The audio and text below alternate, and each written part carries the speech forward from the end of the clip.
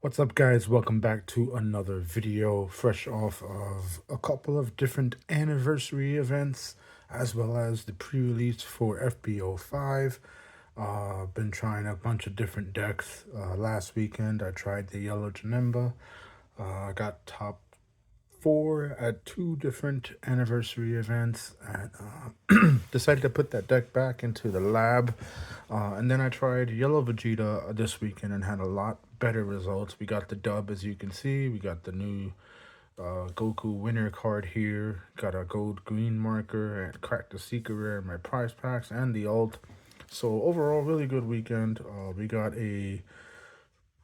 I went 2-2 at one event initially with a older build, and then 3-0 at a different event where I won with this build. So we're gonna give the deck profile on the updated yellow Vegeta list.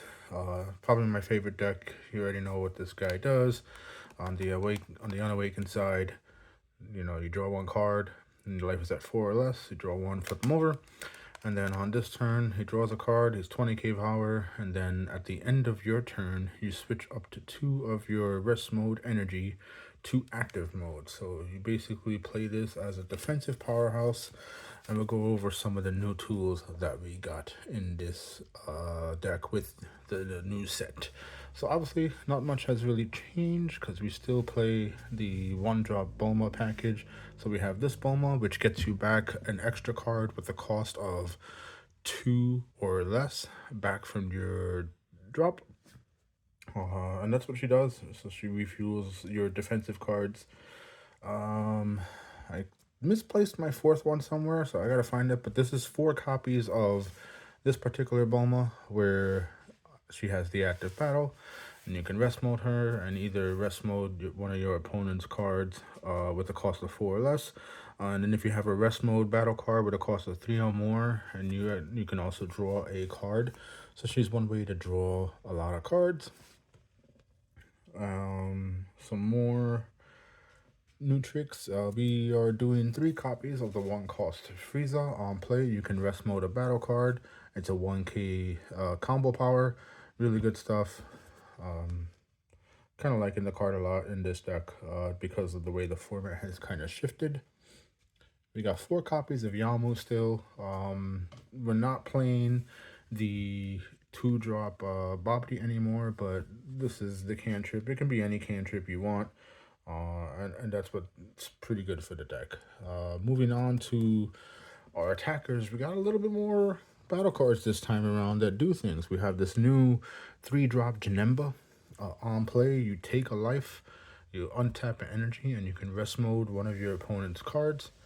And that's pretty. This art's just really nice, really cool.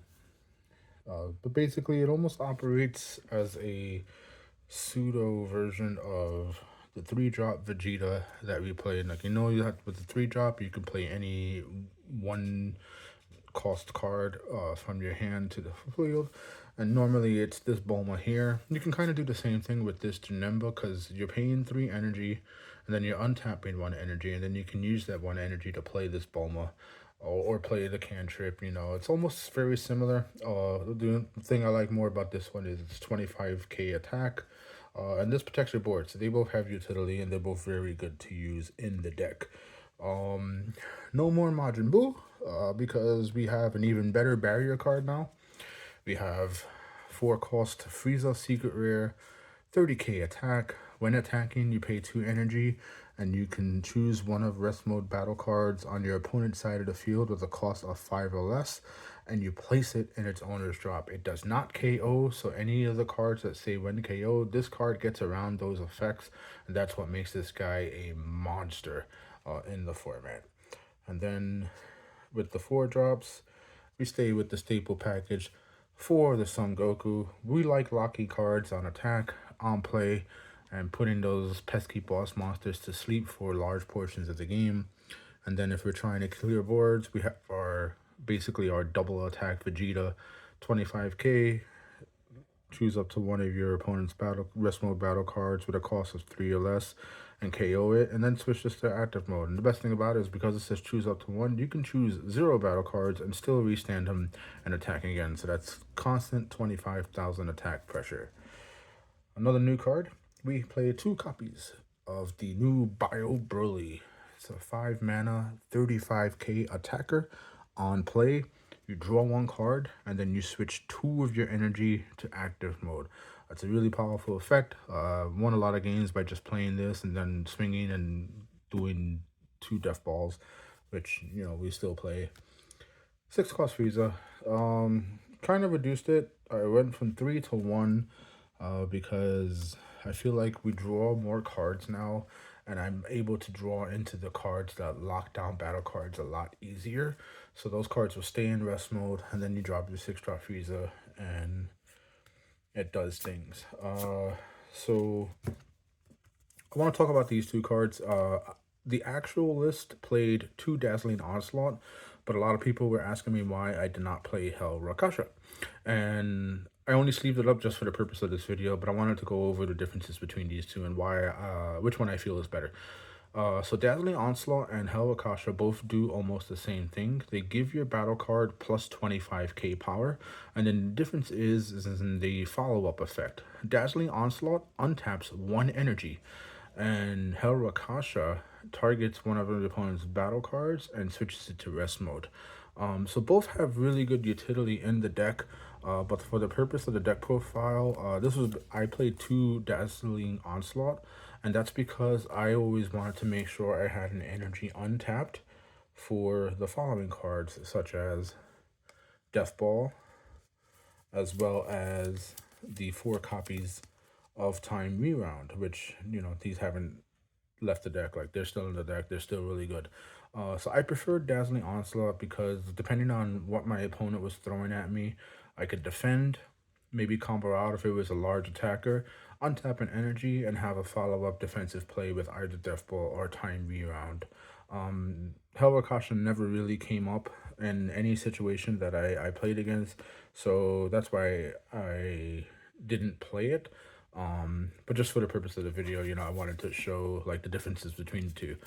But for the purpose of the list, it was 2 copies of Dazzling Onslaught to free up the energy for Death Ball or Time Reround. And then rounding out the rest of the list, we had 2 copies of Final Explosion and 2 copies of Fierce Hyper Beam. So I like this one a little bit more than Energy Absorption.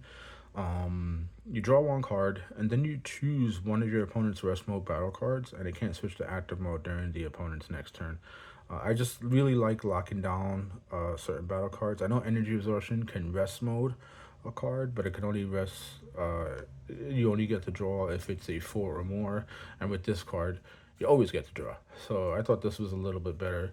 The cool thing about this one too is because it says you choose up to 1 rest mode battle card in your opponent's battle area, you can just do this as a cantrip. It's a 1 mana draw a card, so that also works too. You don't have to, your opponent doesn't have to have a rested card. You can just play to draw a card. I would recommend that because you would definitely want to save it to lock down like a big boss monster. You know, for example, against the Green Goku deck, you can defend against the attacks and then hold on to this card, and then on your turn you just play it and lock it out from attacking. So that's what it is. You know, a little bit more of a streamlined control deck. Dazzling Onslaught overperformed. Fantastic card. This is the updated Yellow Vegeta list. I really like this deck. I thought I was going to like the Janemba more, but Janemba sequencing is very tricky. So I'm probably definitely going to need more testing with that. And, you know, maybe I'll just show you a profile of Janemba. If you want to see the Janemba profile, let me know in the comments below. I got a couple other decks that I'm like kind of brewing up, so maybe I'll just show off deck ideas for the time being. But I think this is the deck that we're going to stick with for the format. I've been using it since after Top Coup got banned. I've been playing it ever since, and it's literally become my favorite deck. So that's Yellow Vegeta for you guys. Hope you like this video. Like, comment, subscribe, the whole 9, and I'll catch you on the next one.